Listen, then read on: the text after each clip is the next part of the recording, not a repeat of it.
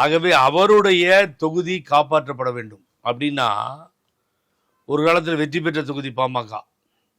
அப்புறம் பாமகவுக்கு பார்த்தீங்கன்னா 60,000 ஓட்டு குறையாமல் இருக்குது எடப்பாடியில்.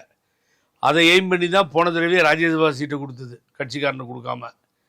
அதையே எதிர்பார்த்து ஓட்டு இங்கே இருக்கிறதா நம்பி யார் இந்த பழனிசாமி, அறிவாய்ந்த பழனிசாமி அன்புமணி ராமதாஸை செலக்ட் பண்ணியிருக்காரு. கூட்டணி வந்துருச்சு பாரு அப்படின்னு காமிக்கிறதுக்கும், அமித்ஷா கிட்ட நல்ல பேர் வாங்குறதுக்கும் ஹோம் மினிஸ்டர்கிட்ட பண்ணியிருக்கார். அவ்வளோதான். அதில் ஒன்றும் என்னென்னா, அங்கே இருக்கவங்களாம் வெறுத்து போயிருப்பாங்க.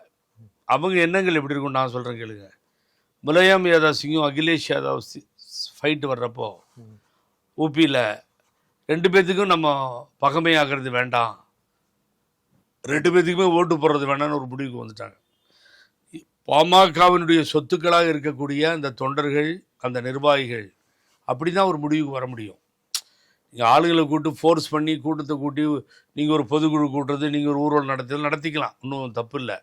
ஆனால் பொதுவான பாமகவினுடைய நிர்வாகிகளும் தொண்டர்களும் 2 பேரும் அடிச்சுக்கிட்டு சரியாக வரட்டும், அது வரைக்கும் யாருக்கும் ஓட்டு போடுறது வேணாம்னு சொல்லி அவரது வாக்குகள், அவர்கிட்ட வாக்கு வித்தியாசம்லாம் டைவெர்ட் ஆகி வேறு கட்சிக்கு போகுது.